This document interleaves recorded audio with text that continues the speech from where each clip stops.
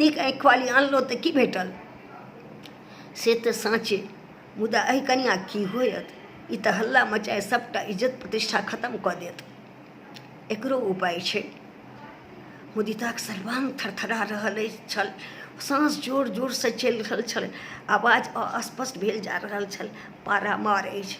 हाँ ठीके, पारामार तऽ दोकानेमे अपन पड़ल रहैत अछि।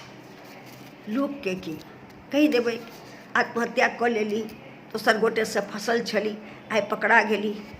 वाह, ई तऽ उत्तम। हम तेहन जोरसँ चिकरि बाजब जे सब केओ हमर कथनके सत्यता पर विश्वास कऽ लेत। मुदिताक साउसक स्वरमे खुशी छलकैत छल। दोसर गोटेसँ फँसल, पारामार, मरणोपरांत चरित्र पर दोषारोपण। आवेश आ उत्तेजनासँ काँपि रहल छली मुदिता। आतिश बाबूक ऑफिस कोठरीमे दराजमे राखल लोडेड रिवॉल्वर ओकर ध्यानमे आबि गेल। माय बापक आज्ञाकारी पुत्र एहि सब षड्यंत्रसँ अनभिज्ञ निश्चिंत सुतल छल। एकटा आवेश, एकटा उत्तेजना, एकटा मूर्छनामे मुदिता यंत्र चालित सन रिवॉल्वर लऽ साउस ससुर ननदिक समक्ष ठाढ़ भऽ गेली। बहुत भेल बाबूजी, अहाँ एहन समाज सुधारकके प्रतिष्ठाके संग जीनाइ एहि दुनियामे से जेनाइ नीक, जे जीनाइ नहि नीक।